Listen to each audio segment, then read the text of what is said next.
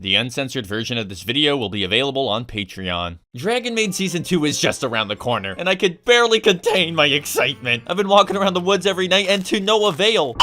I just can't seem to get my hands on a large-breasted dragon woman. God dang it! But in my spare time, I took the liberty of rereading the first few arcs of the manga, and something I realized even more so than I did through my first reading is, dear God, does this manga get kind of weird. You see, Dragon Maid is a manga and anime that really can't seem to stop getting itself into trouble, which is kind of weird because it's an incredibly inoffensive series for the most part, especially in the greater medium of anime in general. There's so many more offensive, more raunchier, and more boundary-breaking manga and anime out there in this exact same genre, but the one that always seems to get scapegoated and roasted alive is Dragon Maid. You can slap a big fat citation on the Funimation dubbing crisis, people complaining about the Lukoa and Shotokan elements of the series, an extremely intense game of Twister that I seem to be the only fan of, and once again, my favorite too good to be true story, Dragon Maid literally ending up on the local news. Get out of my head! Get out of my head! I just can't contain my excitement every single time I see this clip occasionally resurface on the internet. It's some shit I would expect out of a crazy fever dream, but no, this is reality still. Dragon Maid really cannot seem to catch a break, and if these people thought the anime was bad, dear God, I pray they don't read the manga. Now, this video isn't some horribly constructed attempt to change your morality. I really couldn't give less of a shit how you personally and morally approach a series like Dragon Maid, but as far as I'm concerned, Dragon Maid is a top-tier anime with some genuinely weird elements that I'm willing to overlook and even appreciate because I simply value creative freedom more than people making stories that will make each and every individual consumer feel absolutely welcomed. It's the exact same reason why I would never personally watch an anime like Redo of Healer, because I just personally can't for the life of me stomach detailed depictions of the R word. But goddamn do I appreciate that it exists because it speaks so loudly on how much creative freedom light novel authors in Japan really do have. Kadokawa might literally be killing their animators, but hey, I've gotta say, they get a high five from me on this one. What's up, baby? No workers' rights. Anyways, the main point of this video is a positive one. I want to take a look at the Dragon Maid manga and some of its features that make it uniquely entertaining when compared to the anime. Now, don't get me wrong, the anime is great and I've actually made a video talking about it. I'm a huge fan of literally anything directed by Yasuhide Takamoto. I mean, the man made all the important creative decisions for Dragon Maid, Lucky Star, and Haruhi, and basically worked on about every single KyoAni work. But I do think it's a great practice to give some respect and appreciation towards the things the manga gets right before even being adapted into anime form. Because unlike a lot of other KyoAni adaptations, like K-On! For example, the manga it's actually not horrible. It's actually pretty good, so let's talk about it.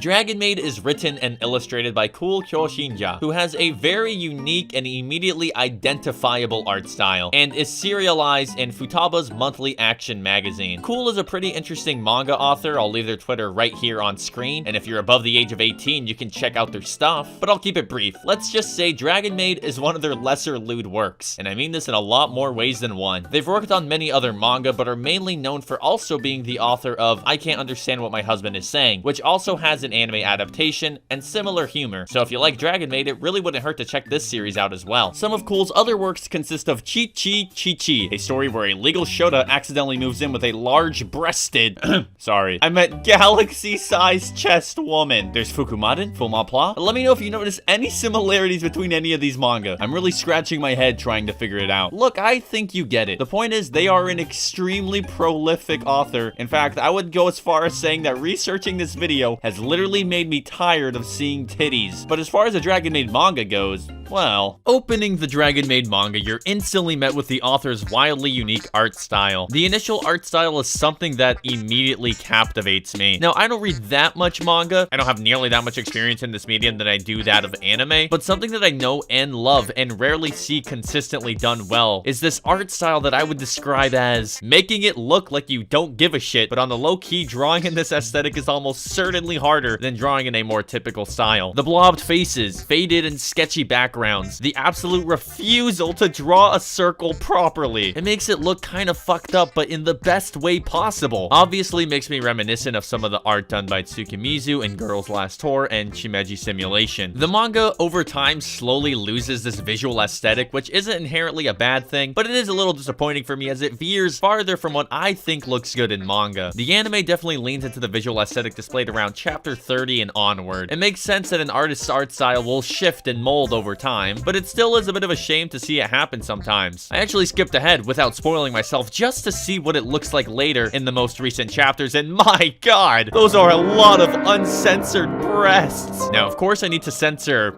literally all of this. None of this will be able to be put on YouTube, but I think this is a good time to mention that the manga is very, very 18 plus when compared to the anime. I actually think it's illegal for me to recommend this manga without saying that. The anime did skip over some stuff for the sake of, well, you know, being able to be put on TV. The other big ginormous and voluptuous change you are going to witness when going from anime to manga is that, there is a lot of titty. And yes, they lewd the lolly and the shota, and fuck it, they're looting you too, come here! But you see, another unique aspect of Dragon Maid's manga is the author's notes. Now, sadly, these aren't as amazing as the Chainsaw Man author's notes, but they're still pretty good. I love seeing the thought process that goes behind the media I love. Hence why I love things like my official Gakugarashi art book, my Flip Flappers behind the scenes book, where they basically explain every single creative decision they made while making the anime, and the same goes for my Girls Last Tour booklet as well. Take, for example, these notes the author left at the end of the first volume. Cool states that they were contacted by Futaba, the aforementioned magazine Dragon Maid runs in, and they were asked to create a romance of a boy meets girl story, and after working on it, the result was the first chapter of Dragon Maid. You see, Cool never actually expected the story to get serialized, and I think that says so very much about this story, while being something so little left at the very end of a volume. So that's how Dragon Maid began. I don't know how it will turn out, but I do hope you like it. I couldn't help but have a huge grin when I read this manga for the first time looking at this specific line. There's this level of one-to-one authenticity from manga that you never get from anime, let alone other media as a whole, and Dragon Maid plays into it. It's the epitome of it, and I love it for that. It's fucking weird, it's raunchy, it's wholesome, it's all over the place, and the only reason the manga ends up being this way is because this one individual is given a platform to express his personal creativity with so few barriers. And I don't know about you guys, but I think that even if you disagree with some of the stranger contents in this story, there's something special in that fact alone. So yeah, if you like the anime, I would recommend you read the manga. It's basically a panel for panel adaptation, but you'll still definitely get more out of it. If you like any anime a lot, you basically owe yourself to check out the source material in some regard. Unless it's the torrent or a video game and you end up begging your own mom at the end.